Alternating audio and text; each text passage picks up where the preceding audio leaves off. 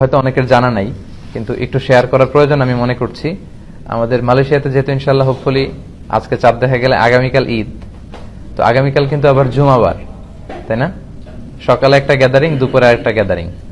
তো বিষ্ণু ইসলাম বললেন লা ইয়াজতামিউ ঈদান ফি ইয়ামিন ওয়াহিদ, একদিনে দুই ঈদ হয় না, মানে একদিনে দুইটা গ্যাদারিং আমাদের জন্য কষ্ট হয়ে যাবে। এজন্য বিষ্ণু ইসলাম বলেছেন জুমার দিনে যদি কখনো ঈদ হয় আর ঈদের নামাজে যদি কেউ অংশগ্রহণ করে, তখন জুমার নামাজটা তার জন্য আর ওয়াজিব থাকে না, ওটা সুন্নাহ হয়ে যায়। রুকসা দিয়েছেন, ফ্লেক্সিবিলিটি আছে আর কি।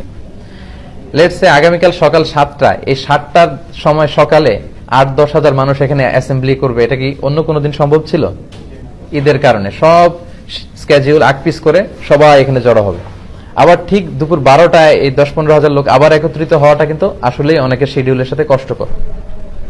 এজন্য বিশ্বনবী এখানে ছাড় দিয়েছেন যে ঈদের সালাতে কেউ অংশগ্রহণ করলে ফামান আরাদা ইয়াতি ফালিয়াতি ওমান আরাদা ইয়াতাখাল্লাফ ফালিয়াতাখাল্লাফ। সাহাবারাও যখন ঈদের জুমার দিনে ঈদ পেতেন, তারা ঈদের নামাজের পরে এই ঘোষণাটা দিতেন।